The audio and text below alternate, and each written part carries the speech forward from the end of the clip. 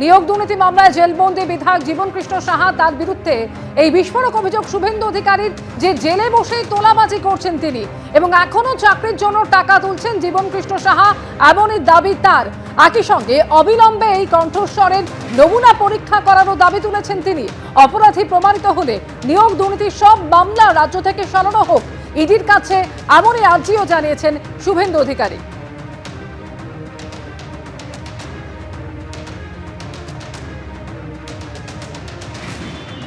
এক্সামের রেজাল্টেও যেভাবে প্রভাব খাটিয়েছেন, জেলে তো উনি ফোন ব্যবহার করছেন, জেলে গেলে কিচ্ছু হবে না, মমতা ব্যানার্জিকে সরাতে হবে।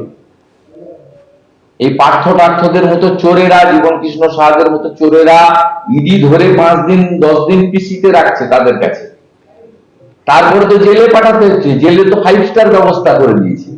আপনি 16-11-তে জীবনকৃষ্ণ সাহার 16-11-তে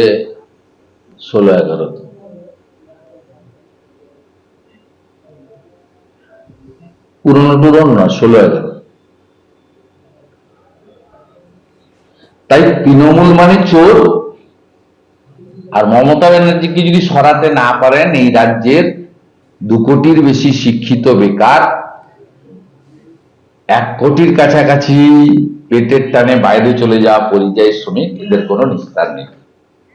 আমাদের সঙ্গে এই মুহূর্তে টেলিফোন লাইনে রয়েছেন তৃণমূলের সোশ্যাল মিডিয়া সেলের ইনচার্জ দেবাংশু ভট্টাচার্য। দেবাংশু, আপনি শুভেন্দু অধিকারীর বক্তব্য শুনলেন। তিনি এক্স হ্যান্ডেলে একটি অডিও এবং ভিডিও প্রকাশ করেছেন এবং তিনি অভিযোগ করছেন যে জেলে বসেই জীবনকৃষ্ণ সাহা তিনি তোলাবাজি করছেন এবং তিনি এটা প্রশ্ন করছেন, এটাই কি মমতা বন্দ্যোপাধ্যায়ের সততার প্রতীক? জীবনকৃষ্ণ সাহাকে তো কলকাতা পুলিশ বা রাজ্য পুলিশ অ্যারেস্ট করেনি। জীবনকৃষ্ণ সাহা কাদের হেফাজতে রয়েছে? তদন্ত কারা করছে? তারা কোথায়? তারা অভিযোগটা তারা করেনি কেন? আদালতে গিয়ে তারা দাবি করেনি কেন? শুনুন, জীবনকৃষ্ণ সাহা অন্যায় করে থাকলে, চুরি করে থাকলে, সে তার যা হওয়ার হোক, জমের দক্ষিণ দুয়ারে যাক, আমাদের দেখার কোনো দরকার নেই। কিন্তু বিষয়টা হচ্ছে যে এই সমস্ত অভিযোগগুলো করে বাজার গরম করার মানে কি? জীবনকৃষ্ণ সাহা রয়েছে আপনাদের হেফাজতে, সিবিআই করে লাফাবেন, তারপরে তাদের হেফাজতে থেকে কেউ তোলাবাজি করবে, আর এই সমস্ত ব্যাপার তাহলে তারা আদালতে বলছেন না কেন? 1 নম্বর কথা। 2 নম্বর কথা হচ্ছে যে অভিযোগগুলো শুভেন্দুবাবুর তরফ থেকে করা হচ্ছে, দেখুন, আমরা খুব স্পষ্টভাবে একটা কথা বলেছি যে আমরা কোনো রকমের দুর্নীতিকে সমর্থন করি না। তাদের দুর্নীতির বিরুদ্ধে আমাদের জিরো টলারেন্স নীতি রয়েছে এবং সেটা আমরা আজও ঠিক করে রয়েছি। কিন্তু যে শুভেন্দু অধিকারী নিজে এই সমস্ত কথাবার্তাগুলো বলে বেড়াচ্ছেন, তিনি একটা জিনিস যেন মাথায় রাখেন, তিনি দুর্নীতি করেছেন বলেই বিজেপিতে গেছেন বাঁচার জন্য। স্বাভাবিকভাবে আবার বলছি, যদি সত্যি হয়ে থাকে তাহলে সবার আগে তদন্তকারী সংস্থাকে এটা দেওয়া উচিত। যদি তথ্য সত্যি হয়ে থাকে তাহলে সেটা নিয়ে শুভেন্দুবাবুর আদালতে যান, সেটা কোর্টে মেনশন করতে বলুন সিবিআইডিকে। এই সমস্ত কথাবার্তা বলে দয়া করে বাজার গরম করবেন না, কারণ উনি যে কটা ইস্যুতে আজ অব্দি বাজার গরম করেছেন পরবর্তীকালে দেখা গেছে তার মধ্যে অধিকাংশই অর্ধসত্য। ধন্যবাদ দেবাংশু।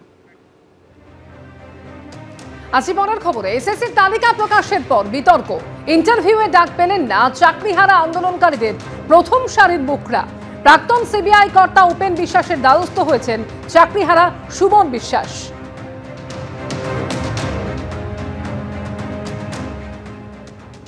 সিবিআই এর প্রাক্তন ডিরেক্টর মাননীয় উপেন্দ্রনাথ বিশ্বাস মহাশয়, তার সঙ্গে আমরা সাক্ষাৎ করতে এসেছি। এর আগেও আমরা তার সাথে বৈঠক করেছিলাম। আপনারা জানেন, একাদশ দ্বাদশ শ্রেণীর পরীক্ষার ফলাফল বেরিয়েছে। সেখানে বিভিন্ন বিষয়ে যারা কনসার্ন 11-12-এর শিক্ষক ছিলেন, এডুকেশন, কম্পিউটার সায়েন্স, এরকম অনেকেই পাননি। তাহলে তারা কি অযোগ্য হয়ে গেল? সুতরাং এসএসসি 2016 প্যানেলে আমরা যারা যোগ্য ছিলাম তাদের চাকরি ফেরানোর যে বক্তব্য, আমরা স্যারের সঙ্গে আর কি করা যায় সেই বিষয় নিয়ে এসেছি এবং 7 বছর চাকরি করার পর এই যোগ্য চাকরি যদি না ফেরানো যায়, যা সংবিধান রক্ষার বিরোধী, তো অনেক বিষয়ে আমাদের ফোনেও কথা হয়েছে।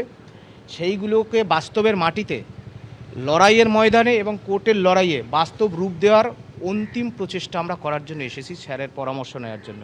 সুপ্রিম কোর্ট যে বললে যে এটা একটা সিস্টেমিক ফ্রড, মানে বিস্তারিত জালিয়াতি, এবং এই জালিয়াতির মধ্যে তিনটে লোকদের উনি অর্গানাইজেশনকে দায়ী করলো সুপ্রিম কোর্ট।